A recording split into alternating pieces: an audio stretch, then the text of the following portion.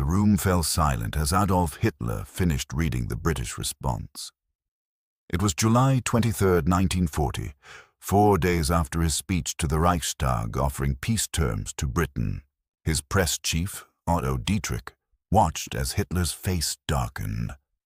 The Führer crumpled the transcript and threw it across the table. "They have rejected the hand of peace," he said, his voice tight with fury. "Churchill has sealed their fate." But this was not yet the moment of true realization. Hitler still believed, deep in the summer of 1940, that Britain would eventually see reason. He had defeated France in 6 weeks. He controlled continental Europe from the Atlantic to Poland. Surely, he thought, the British would recognize reality and negotiate. What followed over the next 4 years was a slow, bitter education in the impossibility of the negotiated peace he craved. And the words he spoke as that impossibility became undeniable reveal a mind confronting the collapse of its central strategic assumption. Hitler had never wanted war with Britain. This was not propaganda. It was the foundation of his entire strategic vision. In Mein Kampf, written in the 1920s, he had outlined his dream. Germany would expand eastward, into Russia, securing living space for the German people. Britain, he believed, would tolerate this. Britain had always balanced power in Europe. With France defeated and Germany dominant, Britain would make peace, leaving him free to pursue his true goal in the East. His foreign policy through the 1930s reflected this assumption. He had offered Britain a naval agreement in 1935, limiting German naval power to 35% of British strength. Britain accepted. Hitler saw this as proof of his theory. The British Empire and the German Reich could coexist. They had no fundamental conflict of interest. When he invaded Poland in September 1939 and Britain declared war, he was genuinely surprised. He told his generals, "I did not think they would actually fight." Even as the war began, he expected negotiations. After Poland fell, he made peace overtures. In October 1939, he offered to restore a rump Polish state and negotiate a settlement. Britain rejected it. Hitler was puzzled, but not yet alarmed. They needed time, he thought, to recognize their position. When he defeated France in June 1940, he was certain peace would follow. With France crushed and the British Expeditionary Force evacuated from Dunkirk, what possible reason did Britain have to continue? On July 19, 1940, Hitler addressed the Reichstag in Berlin. The speech was broadcast across Europe. He spoke for more than 2 hours, detailing Germany's victories, praising his generals, and then, near the end, he made his offer. "In this hour," he said, "I feel it to be my duty before my own conscience to appeal once more to reason and common sense in Great Britain. I consider myself in a position to make this appeal since I am not the vanquished begging favors, but the victor speaking in the name of reason. I can see no reason why this war must go on." He paused, letting the words hang in the air. The deputies sat silent. Hitler continued, his voice measured, almost conciliatory. "I am grieved," he said, "to think of the sacrifices which it will claim. I should like to avert them, also for my own people." He spoke of his respect for the British Empire, his lack of desire to destroy it. He suggested that continued war served no British interest. Then he concluded, "Mr.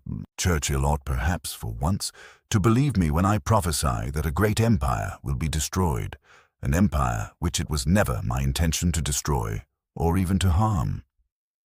In Berlin, the speech was received as a generous gesture. Hitler's inner circle believed Britain would accept.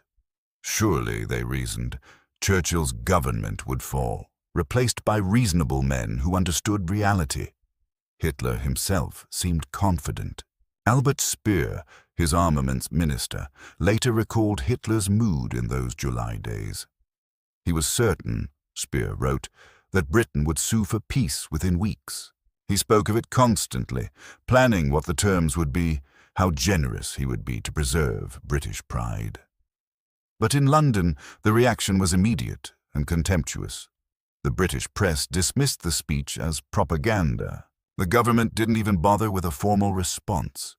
Instead, on July 22nd, Lord Halifax, the Foreign Secretary, gave a radio address.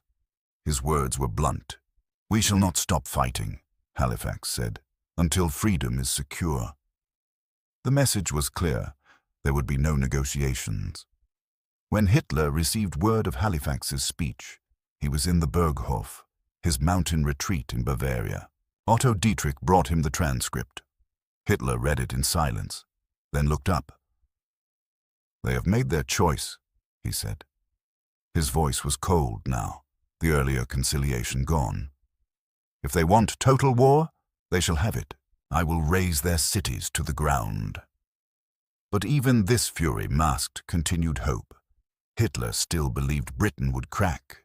He ordered preparations for Operation Sea Lion, the invasion of Britain, but he was half-hearted about it.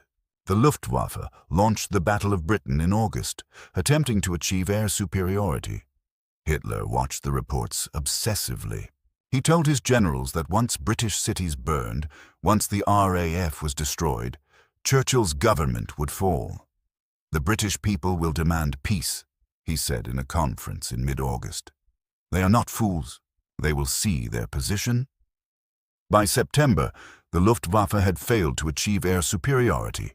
The invasion was postponed, then quietly cancelled. Hitler shifted strategy. He would bomb British cities, break civilian morale, force Churchill out. The Blitz began in September 1940. Night after night, German bombers struck London, Coventry, Birmingham, Liverpool. Hitler received reports of the destruction with grim satisfaction. "Now they will understand," he told Goebbels. "Now they will negotiate." They did not negotiate. Through the autumn and winter of 1940, Britain fought on. Hitler grew increasingly frustrated. In his table talk, the recorded dinner-time conversations at his headquarters, he returned obsessively to the British question. On October 3, 1940, he told his dinner companions, "I offered them peace after France. I offered them generous terms. Churchill rejected it out of hand. The man is mad, completely mad. He will destroy his own empire through his stubbornness." A week later, he said, "The British have no sense. They could have had peace with honor. Instead, they choose destruction. Very well. If they want to be destroyed, I will destroy them." But beneath the bluster, there was bewilderment. Hitler could not understand why Britain continued fighting. It violated his entire understanding of how nations behaved. Rational actors, he believed, recognized military reality and negotiated accordingly. Britain's continued resistance suggested either irrationality or some factor he had not understood. By early 1941, Hitler faced a decision. Britain would not negotiate. Operation Sea Lion was impossible without air superiority. He could continue the bombing campaign, hoping to break British morale, or he could accept that Britain would remain hostile and proceed with his original plan: the invasion of the Soviet Union. In January 1941, he made his choice. He would invade Russia in the spring. Once the Soviet Union was crushed, Britain would have no potential ally on the continent. Then, surely, they would make peace. On June 22, 1941, 3 million German soldiers crossed into Soviet territory. Operation Barbarossa had begun. Hitler was euphoric. He told his generals that the Red Army would collapse within weeks. By autumn, he said, Moscow would fall, the Soviet Union would be defeated, and Britain would finally recognize reality. "When Russia is crushed," he said on June 23rd, "Britain's last hope will be gone. Then Churchill will have to negotiate." But Russia did not collapse. The Red Army retreated, but did not break. By December 1941, German forces were stalled outside Moscow, suffering in the brutal Russian winter. And then, on December 7th, Japan attacked Pearl Harbor. 4 days later, Hitler made one of the most fateful decisions of the war. He declared war on the United States. His staff was stunned. Germany had no obligation to declare war. The tripartite pact with Japan required support only if Japan was attacked, not if Japan attacked first. But Hitler was certain of his reasoning. He told his generals that war with America was inevitable anyway. Better to declare it now, on his terms. He believed the United States would focus on Japan in the Pacific. And perhaps, he thought, American entry would finally shock Britain into recognizing their position. Now they have no hope, he said on December 11th. America cannot save them. They will see this and negotiate. This was the last time Hitler spoke seriously of negotiated peace as an imminent possibility. After December 1941, with America in the war and Russia undefeated, the strategic situation had fundamentally changed. But Hitler did not immediately accept this. Through 1942, as German forces advanced in Russia and North Africa, he still spoke occasionally of peace terms. In his table talk on July 5, 1942, he said, "When we take the Caucasus oil fields, when Rommel enters Cairo, then perhaps even Churchill will see reason. Perhaps even the Americans will recognize that we cannot be defeated." But by late 1942, the tide was turning. In November, the British defeated Rommel at El Alamein. In Egypt, German forces began retreating westward. That same month, Soviet forces surrounded the German Sixth Army at Stalingrad. Hitler refused to allow retreat. The Sixth Army, nearly 300,000 men, was trapped. Through December and January, they fought desperately, starving and freezing. Hitler sent them messages promising relief, ordering them to hold. "Stalingrad must be held," he told his generals. "It is a symbol. If we lose Stalingrad, we lose the initiative." On February 2, 1943, the last German forces at Stalingrad surrendered. More than 90,000 men went into Soviet captivity. Most would never return. Hitler received the news in his headquarters in East Prussia. Witnesses reported that he sat in silence for several minutes, staring at the map. Then he spoke, his voice flat. "The god of war has gone over to the other side." This was a turning point in Hitler's psychology. After Stalingrad, he rarely spoke of negotiated peace as something he expected. Instead, he spoke of it as something he might impose after a dramatic reversal, after some new weapon or strategy restored German advantage. The tone shifted from expectation to hope, from confidence to desperation. In a conference on May 19, 1943, he told his generals, "We must hold until the new weapons are ready. The jet aircraft, the new U-boats, the rockets. When these are deployed in numbers, we will strike such a blow that our enemies will be forced to negotiate." But the new weapons came too slowly and in too few numbers. The Allies landed in Sicily in July 1943. Italy surrendered in September. The Red Army pushed westward, liberating Ukraine, advancing toward Poland. In the West, the Allies prepared for the invasion of France. Hitler's strategic position deteriorated month by month. And as it deteriorated, his statements about peace changed. They became darker, more apocalyptic, less about negotiation and more about mutual destruction. In his table talk on February 27, 1944, he said, "If the German people are not strong enough to win this war, they deserve to perish. I will not beg for peace. I will not negotiate from weakness. If we cannot win, then Germany will be destroyed, and I will ensure that the entire world burns with us." This was new. This was not the Hitler of 1940, offering generous terms to Britain. This was a man who had accepted that his vision of negotiated peace was impossible, and who had decided that if he could not have his empire, no one would have anything. Albert Speer later recalled a conversation from March 1944. "I asked him," Speer wrote, "whether he would consider peace negotiations if the Allies offered terms. He looked at me with contempt. 'Peace,' he said. 'There will be no peace. They want unconditional surrender. They want to destroy Germany.' Very well.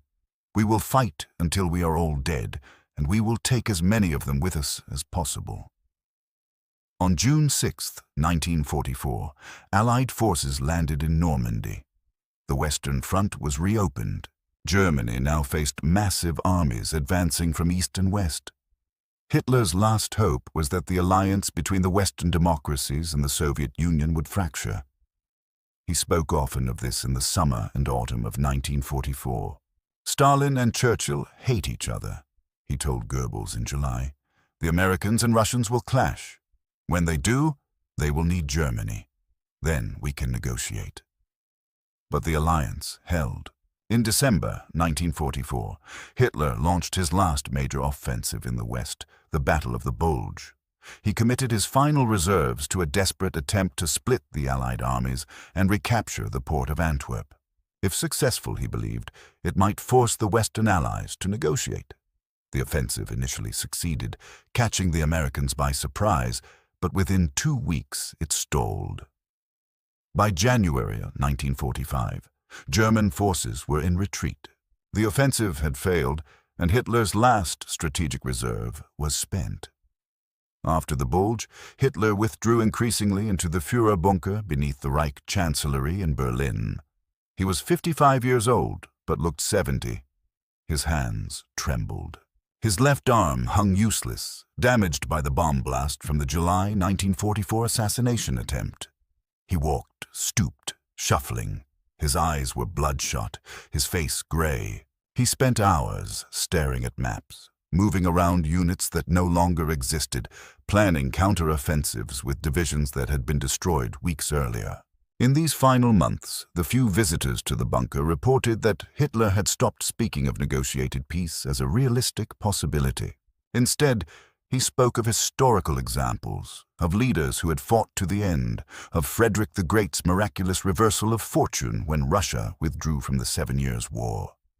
History will repeat, he told anyone who would listen. The enemy coalition will collapse. They will turn on each other.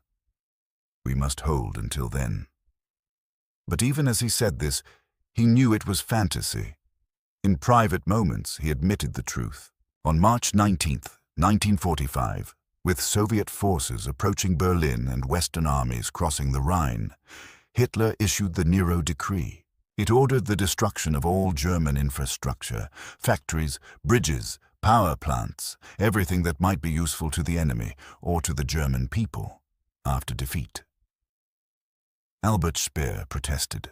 "You are ordering the destruction of Germany itself," he said. "The people will need these facilities to survive." Hitler's response was chilling. "If the war is lost," he said, "the German people will be lost also. It is not necessary to worry about their survival. On the contrary, it is better to destroy even these things. The nation has proved itself weak, and the future belongs entirely to the stronger Eastern people. In any case, only the inferior will remain after this struggle, for the good have already been killed." This was the final evolution of Hitler's thinking on negotiated peace. It was not just impossible, it was irrelevant. If he could not have his empire, if Germany could not dominate Europe, then Germany deserved to be destroyed. There was no middle ground, no compromise, no negotiation. It was total victory or total destruction. On April 20th, 1945, Soviet artillery began shelling Berlin. It was Hitler's 56th birthday. His staff held a small celebration in the bunker. Champagne was served. Goebbels gave a speech praising the Führer's leadership. Hitler sat silent, barely responding. After the celebration, he called a conference. His generals urged him to leave Berlin, to fly south to the Alps, where remaining German forces could continue resistance. Hitler refused. "I will stay in Berlin," he said. "I will defend the capital to the last." Over the next 10 days, the Soviet noose tightened. Street by street, building by building, Red Army forces fought toward the city center. In the bunker, Hitler held increasingly surreal conferences, ordering counterattacks by armies that existed only on paper, planning relief operations that would never come. On April 22nd, he suffered a complete breakdown. In a conference with his generals, he screamed that he had been betrayed, that everyone had lied to him, that the war was lost. Then he collapsed into his chair and said quietly, "It is finished. The war is lost. I will remain in Berlin and shoot myself when the time comes." His staff was shocked. This was the first time he had openly admitted defeat. For years, he had insisted that victory was possible, that new weapons or strategic genius would turn the tide. Now, finally, he acknowledged reality. But even in this acknowledgement, there was no mention of negotiation. The option had never existed. From the moment Britain rejected his peace offer in July 1940, from the moment he invaded Russia, from the moment America entered the war, negotiated peace had been impossible. The Allies had demanded unconditional surrender. Hitler would never surrender. Therefore, there could be only one ending. On April the 29th, he dictated his political testament. It was a rambling document, blaming the Jews for starting the war, blaming his generals for losing it, justifying everything he had done. Near the end, he wrote, "I die with a joyful heart in the knowledge of the immeasurable deeds and achievements of our soldiers at the front, of our women at home, of the achievements of our peasants and workers, and of the contribution, unique in history, of our youth, which bears my name." There was no mention of peace negotiations, no expression of regret that diplomacy had failed, no acknowledgement that his refusal to compromise had led to Germany's destruction. Instead, there was defiance, blame, and a strange pride in having fought to the end. On the afternoon of April 30th, 1945, with Soviet forces less than 300 meters from the bunker, Adolf Hitler shot himself in his study. His wife of one day, Eva Braun, took cyanide beside him. 7 days later, Germany surrendered unconditionally. The war in Europe was over.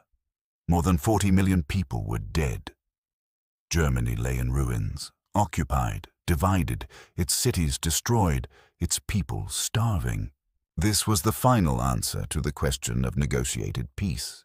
There had never been a possibility of negotiation, not because the Allies were unwilling, but because Hitler's vision of what Germany deserved and what the world would accept were fundamentally incompatible.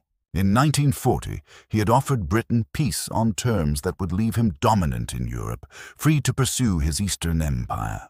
Britain refused because accepting those terms meant accepting German hegemony, accepting the destruction of Poland, accepting Hitler's vision of a Nazi-dominated continent. In 1941, he invaded Russia, seeking the living space he believed Germany needed. This made any peace with Britain impossible, because Britain could never accept German conquest of the Soviet Union. In 1941, America entered the war, bringing resources that made German victory mathematically impossible. At each stage, Hitler could have negotiated.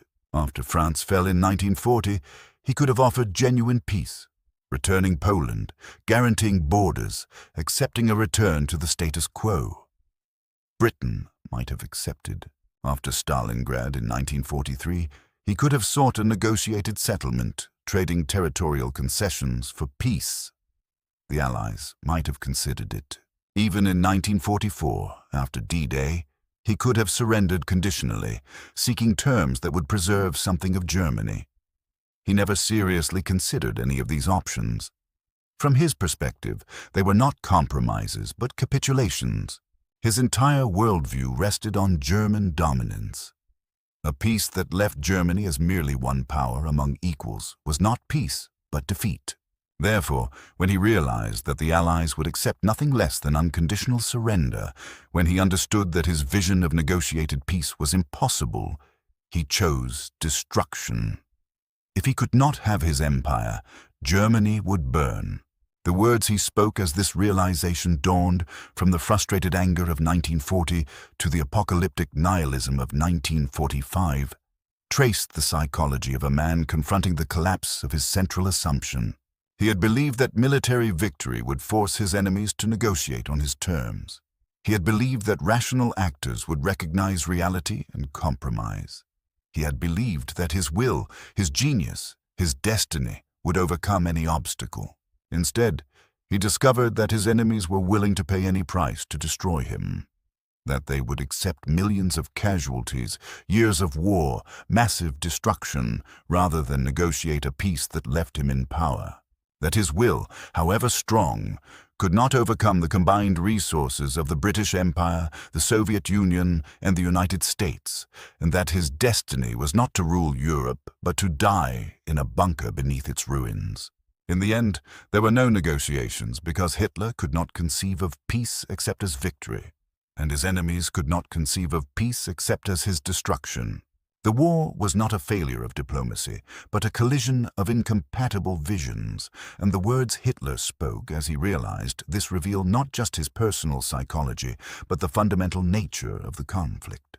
It was total war because he made it so, and when total war turned against him, he chose total destruction rather than compromise. That was his final answer to the question of negotiated peace. There would be none, and Germany would burn with him.